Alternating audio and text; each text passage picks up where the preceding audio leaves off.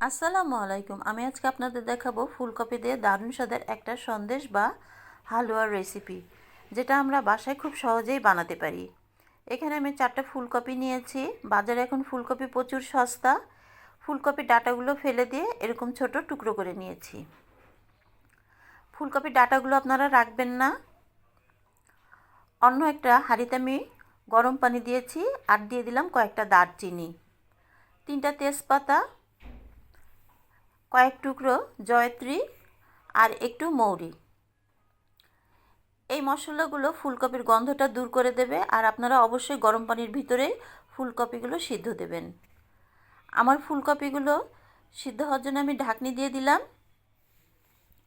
আমার ফুলকপিগুলো সিদ্ধ হয়ে গেছে। এখন আমি ফুলকপিগুলো ব্লেন্ডারে ব্লেন্ড করে নেব।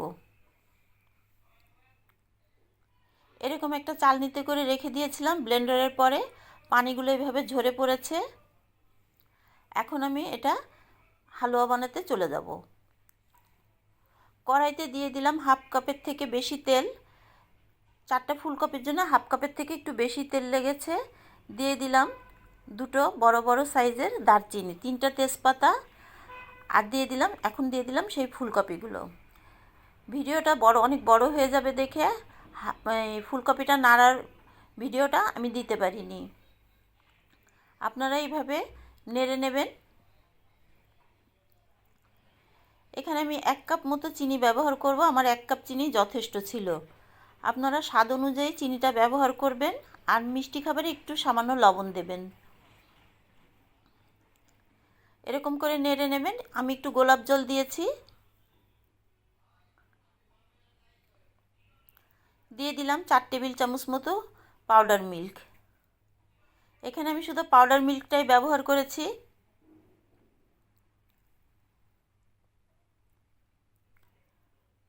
একদম শেষে দিয়ে দিলাম 1 টেবিল চামচ মতো ঘি। ঘিটা হালুয়ার গন্ধটা অনেক সুন্দর করবে। এখন আমি একটু ফুড কালার দিলাম। এখানে আমি 2 ভাগে ভাগ করে নিয়েছি। প্রথম ভাগে আমি ইয়েলো কালারটা দিলাম,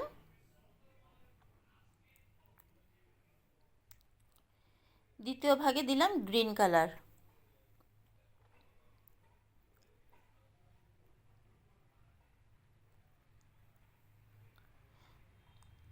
যারা সন্দেশ আকারে করতে চান না তারা এরকমভাবেও খেতে পারেন। আমার অরেঞ্জ কালারটা হলো গাজরের একটা হালুয়া। এই 3টাই আমি এখন ব্যবহার করব। আমি একটা বাটার পেপারে একটু ঘি ব্রাশ করে নিচ্ছি। প্রথম লেয়ারটা আমি হলুদ করব।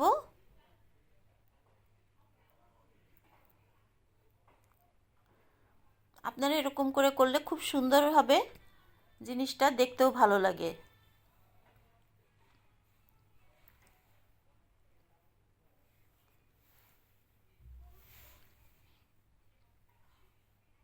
পরের লেয়ারটা দিয়ে দিলাম আমি সবুজ কালারটা।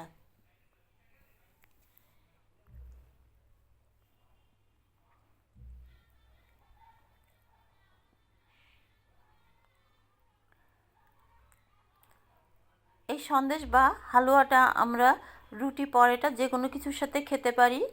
এখন আমি একটু ঘি ব্রাশ করে নিচ্ছি আর একটু।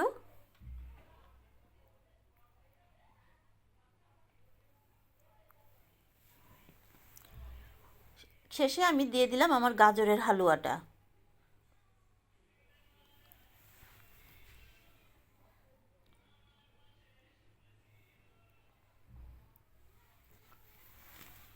আপনারা একটা ছুরি দিয়ে এভাবে ছড়িয়ে দেবেন।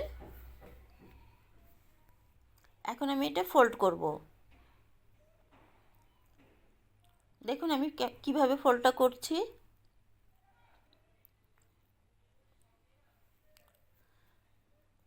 আস্তে করে এরকমভাবে ফোল্ড করে নেবেন।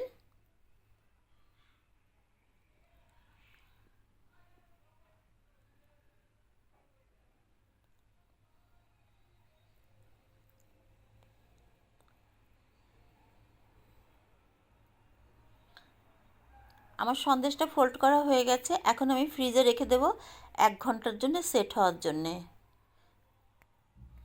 1 ঘন্টা পরে আমি ফ্রিজ থেকে বের করে নিয়েছি। এখন আমি বাটার পেপারের থেকে খুলে ফেলবো।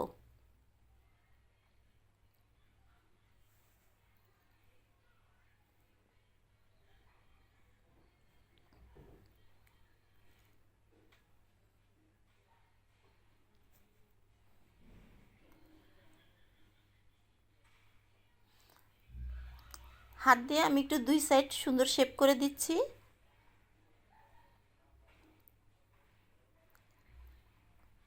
আপনারাও হাত দিয়ে একটু সুন্দর করে শেপ করে দেবেন।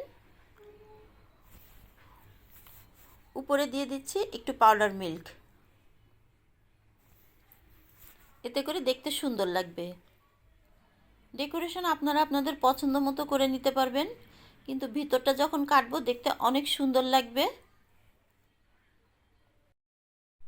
সাইডে যে গুঁড়ো দুধগুলো পড়ে গিয়েছিল সেগুলো আমি এরকমভাবে পেপারটা দিয়ে চেপে চেপে লাগিয়ে নিলাম। এখন আমি শেপ করব। আমার লেয়ারগুলো যে কতটা সুন্দর দেখুন, প্রত্যেকটা লেয়ারের কালার বোঝা যাচ্ছে। যখন আপনারা এটা পরিবেশন করবেন তখন কেউ বুঝতেই পারবে না যে এটা ফুলকপির। আপনারা বাসায় অবশ্যই এটা ট্রাই করবেন, একটা ভিন্ন ধরনের সন্দেশ কিংবা হালুয়ার রেসিপি।